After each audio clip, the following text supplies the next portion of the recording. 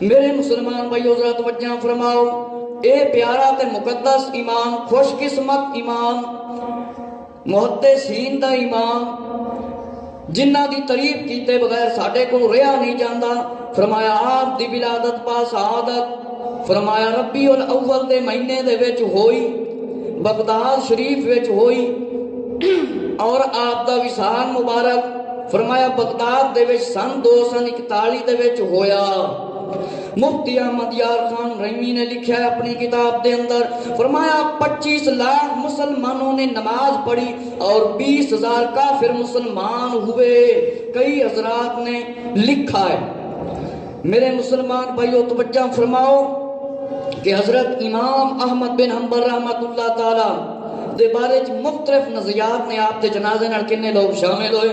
میرے مسلمان بھائیو ذرا توجہ فرماؤ، جس ویلے امام احمد بن حنبل رحمت اللہ تعالی مطلب وصال ہو گیا، دنیا تو تشریف لے کے گئے، فرمایا 25 لاکھ مسلمانوں نے، مفتی احمد یار خان نعیمی رحمت اللہ تعالی نے اپنی مشکات شریف دی شرح دے اندر لکھیا، فرمایا 25 لاکھ مسلمانوں نے نماز پڑھی، 20,000 کافر فرمایا مسلمان ہوئے، 20,000 کافر مسلمان ہوئے۔ اور کئی حضرات نے لکھا ہے 12 ربیع الاول آپ کا وصال ہویا، 8 لاکھ مرد سی اور 60,000 خواتین نے شمولیت کی تھی امام احمد بن حنبل رحمت اللہ تعالی کے جنازے دے اندر۔ اور مصنف ابو زورا نے لکھا کہ جنازے میں شرکت کرنے والوں کی تعداد متعدد الفاظ کے مطابق 13 لاکھ مرد اور 60,000 عورتیں تھیں۔ انہیں اپنے علم کے مطابق دسیا۔ فرمایا قتیبہ نے فرمایا جب ہم کسی کو فرمایا تم کسی کو دیکھو کہ اس کو امام احمد بن حنبل رحمت اللہ تعالی سے محبت ہے تو سمجھ لو کہ وہ سنت کا تابع دار ہے، سنت رسول صلی اللہ علیہ وآلہ وسلم پر عمل کرنے والا ہے۔ فرمایا جس ویلے تسی ویکھو جیڑا امام احمد بن حنبل رحمت اللہ تعالی دے نال محبت کردا ہے، سمجھ لو اونوں سنت دے نال بھی محبت ہے، انہوں سنت دے نال بھی محبت ہے۔ امام شافعی رحمت اللہ تعالی نے فرمایا میں نے بغداد میں امام احمد بن حنبل رحمت اللہ تعالی سے بڑا کوئی نہیں دیکھا کہ انہیں متقی سی، انہیں پرہیزگار سی، سونے امام۔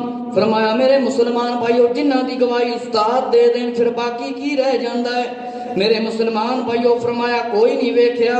محدث ابراہیم حربی نے فرمایا امام احمد بن حنبل میں اللہ نے اولین اور آخر کے علوم فرمایا جمع کر دیے تھے۔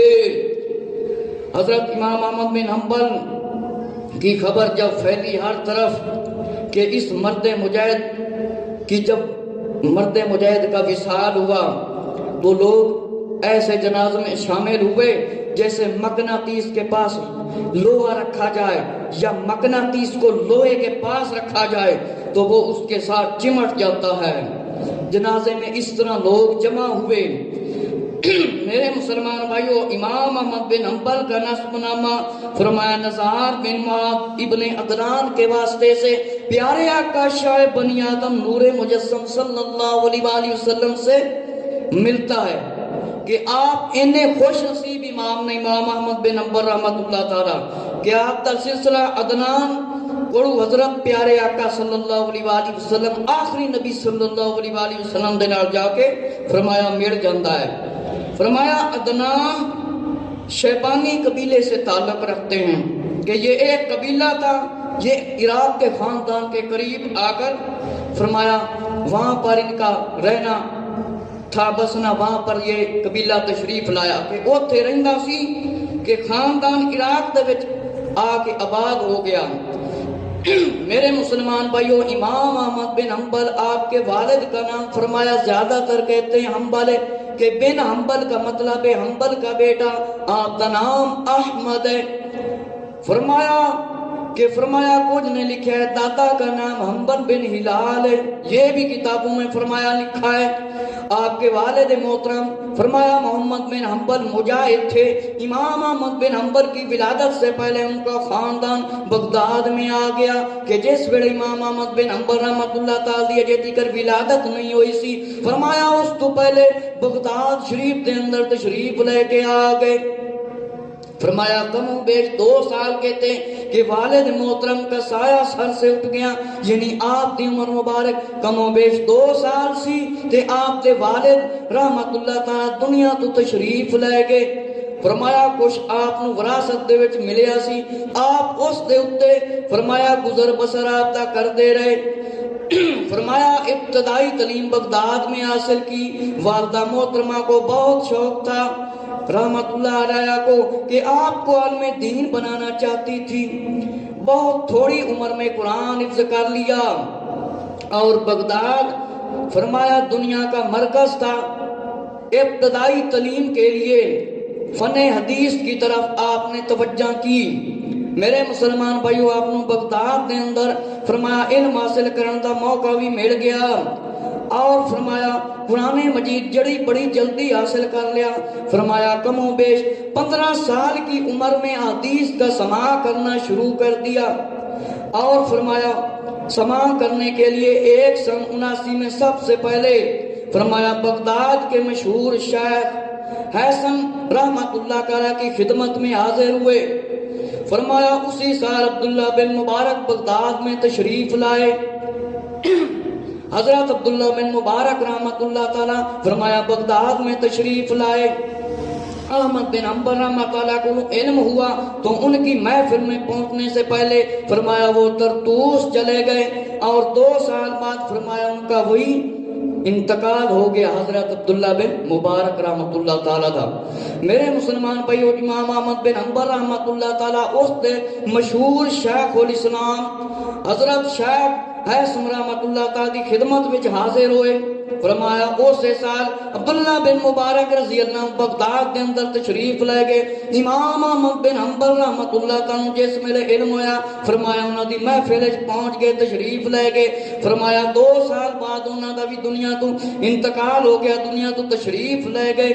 فرمایا پھر حضرت شیخ حسن کی خدمت وفات کے بعد حضرت امام احمد بن حنبل رحمت اللہ تعالیٰ نے دوسرے شہروں کا رخ شروع کر دیا۔ فرمایا مکہ معظمہ، مدینہ منورہ، کوفہ، بصرہ، شام، یمن اور جزائر کے مشائخ سے سماع حدیث کیا۔ امام احمد بن حنبل رحمت اللہ تعالیٰ نے مختلف علاقیاں مختلف ملکاں دے وچ حدیث شریف دا علم حاصل کرنے دے واسطے سفر کیتا۔ آپ نے کئی ملکوں علاقوں کے سفر پیدل کیے اور ایک ہی مقام پر کئی مہینے آپ نے قیام فرمایا۔ ایکو جگہ تے کئی دن آپ رہندے سی حدیث دا علم حاصل کرنے دے واسطے۔ فرمایا جب تک علم کی پیاس نہ بجھائی جاتی واپس نہ آتے۔ جنی دیر تکر آپ نو حدیث دا علم نہیں ملتا سی اونی دیر تکر آپ واپس نہیں آتے سی۔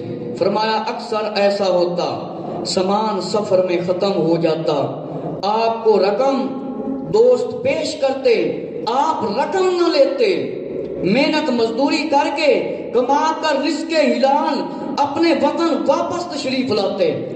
میرے مسلمان بھائیو، امام احمد بن حنبل رحمت اللہ تقوی اور پرہیزگاری دے اندر بھی بڑے مشہور نے۔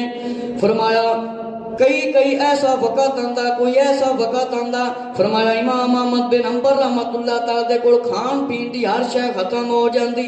فرمایا جس ویلے دوست پیش کر دے، رقم پیش کر دے، فرمایا آپ رقم واپس کر دیندے اور فرمایا رقم واپس کر دیندے، رقم واپس کر کے مزدوری کر دے، مزدوری کر کے پھر آپ اپنے وطن دے اندر تشریف لے کے آندے۔ سبحان اللہ تعالی۔